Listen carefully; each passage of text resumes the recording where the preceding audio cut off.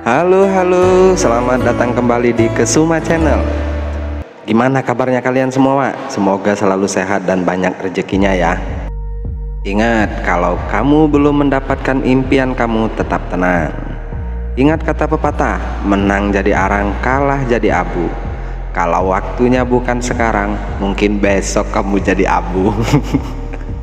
Oke Wak, kali ini gue mau nge-review film yang berjudul The Killer tahun 2022. Film ini menceritakan tentang pembunuh bayaran setengah pensiun, hidup bersama istrinya yang sangat dicintainya dan kehidupan mereka pun berkecukupan. Menyelamatkan putri teman istrinya dari sindikat penjualan gadis muda, yang mana dia harus berhadapan dengan para gangster yang terlibat dalam sindikat tersebut. Oke Wak, karena gue mau ngebantuin emak gue ngebilas pakaian di belakang, tanpa berlama-lama lagi kita langsung saja ke alur ceritanya. Selibau. Scene diawali dengan percakapan sepasang suami istri yang terlihat sangat romantis, hidup bahagia dan berkecukupan. Laki-laki ini bernama Bang Wigang, dipanggil saja ya Bang lah ya, dan istrinya bernama Soyung. Bang adalah seorang pengusaha properti sukses yang memiliki banyak rumah. Soyung mengatakan kepada Bang dia akan pergi ke Pulau Jeju bersama temannya untuk urusan pekerjaan. Soyung meminta Bang untuk menjaga anak temannya selama kepergian Soyung ke Pulau Jeju, dikarenakan tidak ada yang menjaga anak temannya itu. Bang yang sangat mencintai istrinya pun menuruti permintaan istrinya itu.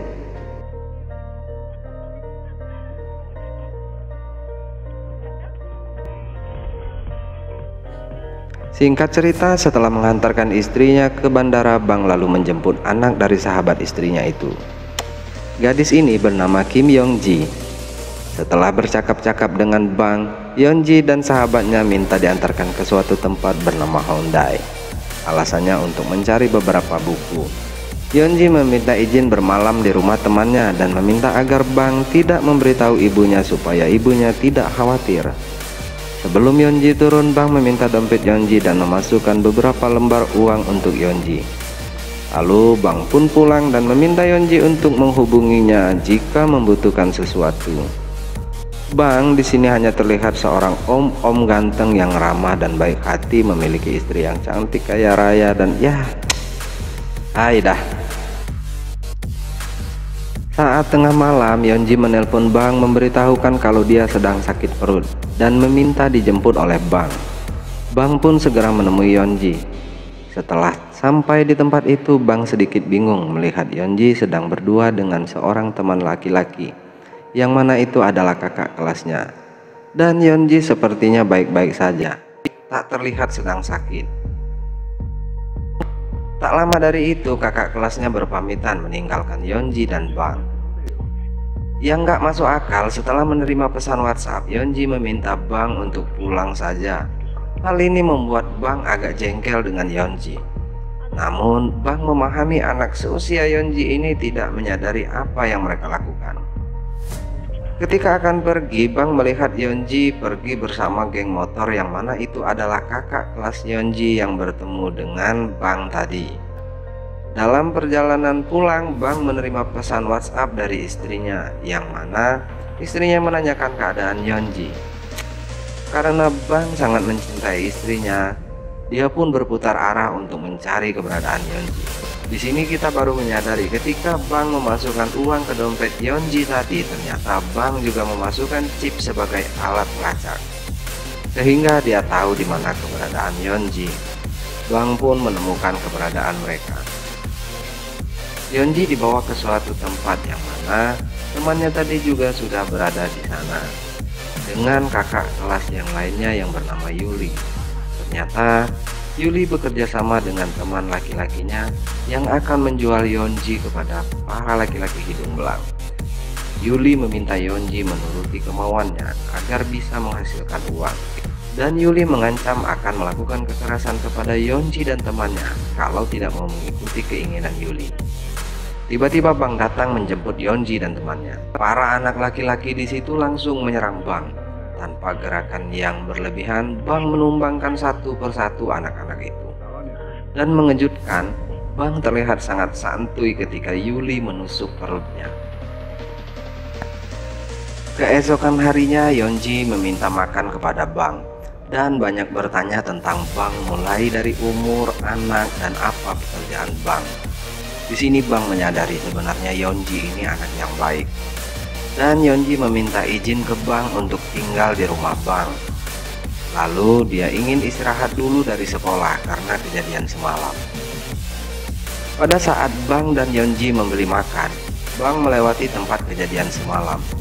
Terlihat banyak polisi di sana, yang ternyata 5 remaja laki-laki yang semalam dihajar Bang ditemukan tewas terbunuh oleh orang tak dikenal kecuali Yuli. Bang memiliki firasat buruk. Sepertinya anak-anak itu dibunuh oleh sekelompok orang yang tidak ingin bisnis mereka bocor. Hari berikutnya, Bang kedatangan tamu seorang polisi yang bernama panggil saja dia ini si detektif. Detektif memberitahukan Bang kalau Bang melewati tempat kejadian pada saat malam kejadian, yang mana mobil Bang tertangkap CCTV yang ada di sekitar tempat kejadian. Dengan jawaban-jawaban yang logis, Bang pun dengan santainya menjelaskan ke detektif. Sepertinya Bang biasa menghadapi situasi seperti ini. Sebelum pergi, detektif mengatakan bahwa Yonji agak dikucilkan di sekolah dan ada sedikit kemiripan dengan wanita yang dibonceng para remaja pada malam kejadian. Kemudian detektif meminta Bang untuk tidak pergi kemana-mana dalam waktu dekat. Pada saat Bang menenangkan Yonji atas kejadian itu, tiba-tiba Yuli menelpon Yonji yang langsung diangkat oleh Bang. Yuli mengatakan kalau pisau yang dirampas Bang pada malam itu sekarang ada padanya, yang itu bisa menjadi barang bukti bahwa Bang adalah pelaku pembunuhan para remaja itu. Dan Yuli meminta Bang menyerahkan Yonji kepadanya kalau tidak mau pisau itu sampai ke pihak kepolisian. Yuli pun mengucapkan terima kasih atas uang di dompet Yonji yang tertinggal pada saat malam kejadian. Lalu Bang memberikan gelang pelacak ke Yonji dan meminta Yonji tidak kemana-mana. Lalu Bang pun pergi ke tempat Yuli dengan melacak chip yang ada di dompet Yonji.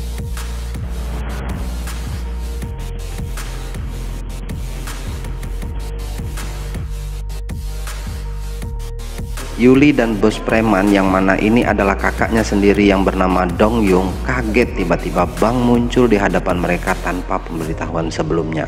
Ketika Bang meminta pisau yang dikhawatirkan akan menjadi barang bukti, Dong Yung memerintahkan anak buahnya untuk menghajar Bang. Tapi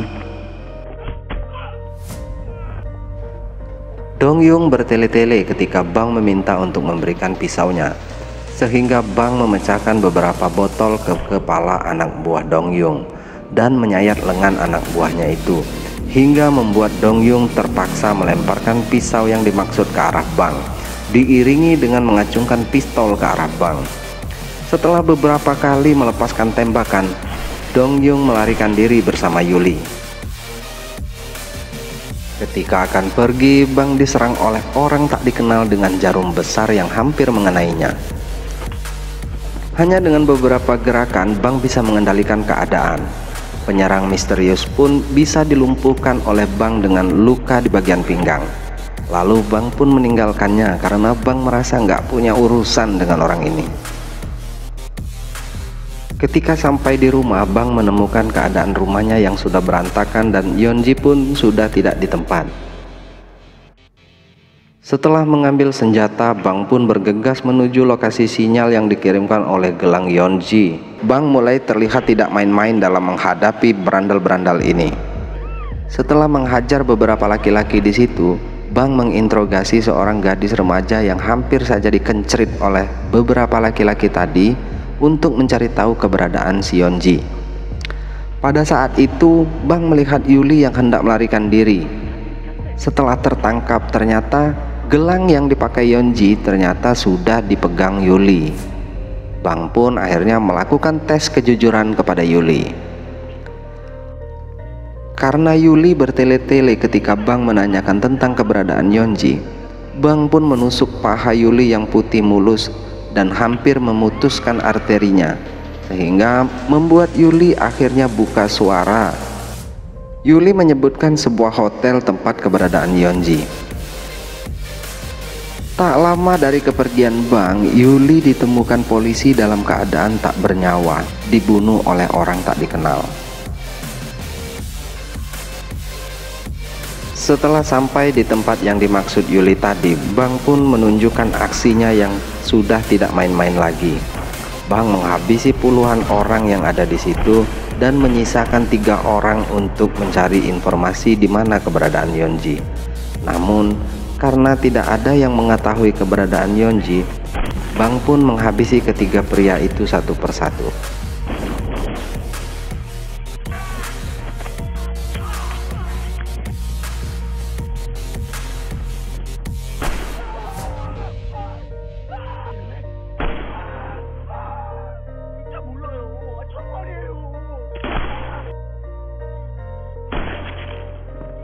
Dan lagi-lagi kemunculan pria misterius berambut pirang yang sepertinya masih penasaran dengan kemampuannya untuk bertarung dengan Bang. Dengan percaya dirinya, dia memberitahukan keberadaan Yeonji dan memastikan Bang tidak akan sampai ke sana karena dia akan menghabisi Bang terlebih dahulu. Bang pun memancing si pirang itu untuk bertarung di dalam gedung. Karena tidak mau menghabiskan banyak waktu, Bang pun melompat dari gedung dengan mengikat tubuh si pirang dengan tali.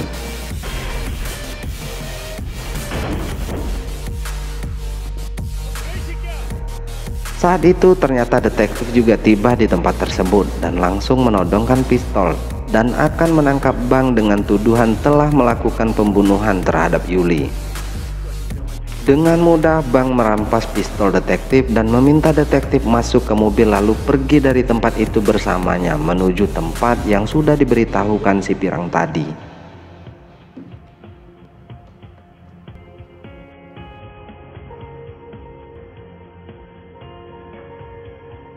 Pada saat melihat mobil yang ditumpangi Yeonji, Bang memacu mobilnya dengan kecepatan yang sudah diperhitungkannya dan menabrakkan mobilnya hingga membuat mobil yang dikendarai para preman dan Yeonji terbalik, yang mana hal ini membuat kaget si detektif. Bang pun menyelamatkan Yeonji dan membunuh semua preman yang ada di sana, termasuk Dong Yung yang tidak mau membuka suara terkait siapa dalang penculikan Yeonji.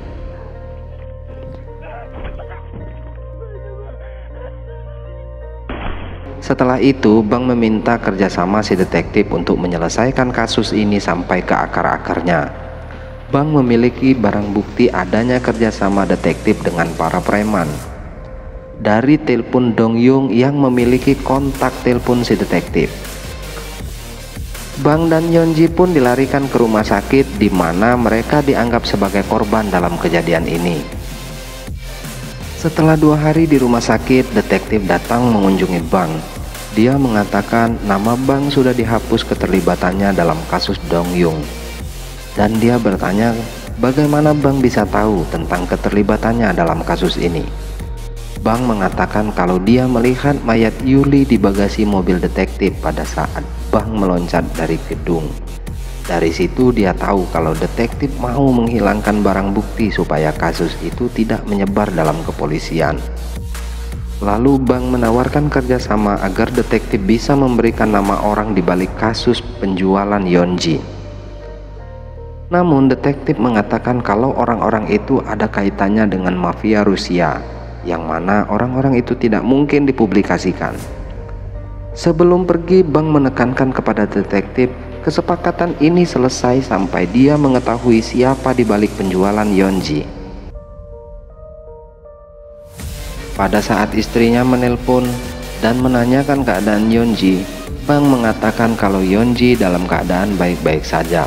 Dia meminta istrinya tak perlu mengkhawatirkan Yeonji. Di sini Bang mulai berpikir dia harus menuntaskan kasus Yeonji sebelum istrinya pulang. Bang tidak mau istrinya sampai terlibat dalam masalah ini. Setelah itu detektif memberikan informasi bahwa pada saat Yeonji dibawa ke dermaga, Yeonji sudah dipesankan kamar hotel atas nama Park. Lalu Bang meminta foto Park dan di mana keberadaannya. Bang pun langsung mendatangi tempat Park. Setelah dia menghabisi anak buah Park, dia pun menyiksa Park untuk mendapatkan informasi siapa sebenarnya yang memesan Yeonji. Setelah Bang mengatakan kalau dia tidak akan membunuh Park asalkan Park mau berkata jujur, akhirnya Park pun mengatakan kalau dia bekerja pada seorang hakim yang memiliki bisnis penjualan gadis SMA ke Rusia. Sebelum dikirim ke Rusia, mereka akan dicicipi oleh hakim ini terlebih dahulu. Wow. Park memberitahukan salah satu resort yang ada di Gapyeong. Bang akan bisa menemukan hakim itu di sana. Setelah Park menceritakan semuanya, bagaimana cara mereka menjual gadis-gadis Korea ke Rusia, Bang akhirnya tetap menghabisi nyawa Park.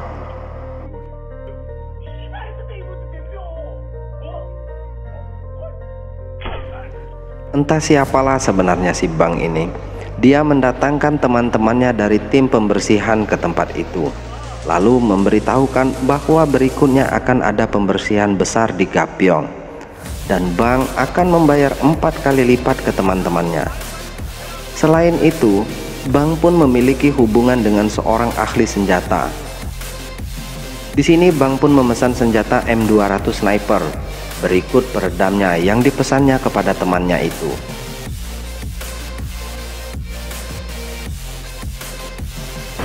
Melalui si detektif, Bang mendapatkan informasi bahwa ibu Yeonji sebenarnya adalah ibu tiri, sedangkan ibu kandungnya Yeonji sudah meninggal 3 tahun yang lalu akibat kecelakaan. Kemudian tentang hakim yang dimaksud ternyata adalah kepala kejaksaan provinsi yang memiliki jaringan yang kuat dan keluarga yang sangat berpengaruh dalam dunia politik. Detektif pun pesimis kepada Bang untuk menghadapi hakim tersebut. Singkat cerita, pada saat hakim sedang merayakan ulang tahun yang ditemani para anak-anak ABG, tanpa disadarinya Bang menghabisi para penjaga yang ada di luar resort satu persatu dengan menggunakan senjata M200-nya. Kemudian Bang pun menyusup ke dalam gedung itu.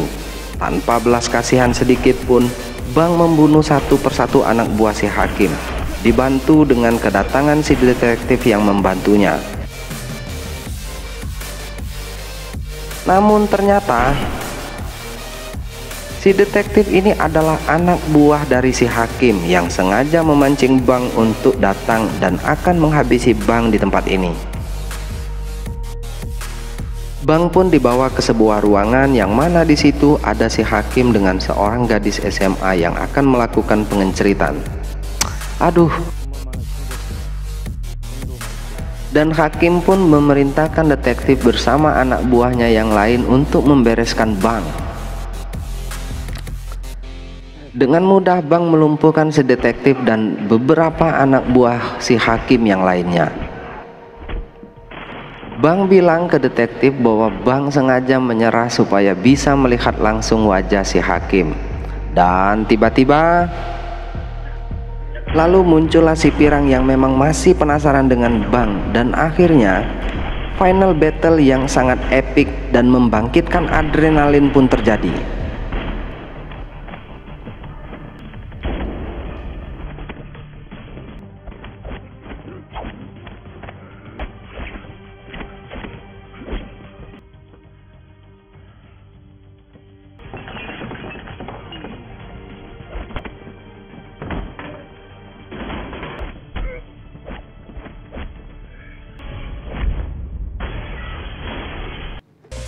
Betapa kagetnya si hakim ketika melihat kemunculan Bang secara tiba-tiba. Yang tadinya bernyali seperti singa sekarang menjadi tak bernyali sama sekali. Ditambah tak ada satupun anak buahnya yang tersisa. Semuanya sudah di-COD-kan Bang ke malaikat. Akhirnya hakim pun menceritakan bahwa sebenarnya ibu Yeonji lah yang menemui dirinya dan menjual Yeonji kepadanya. Ternyata ibu Yeonji ini berprofesi sebagai germo berkedok pengusaha properti yang menjual gadis-gadis SMA untuk kepuasan para pejabat.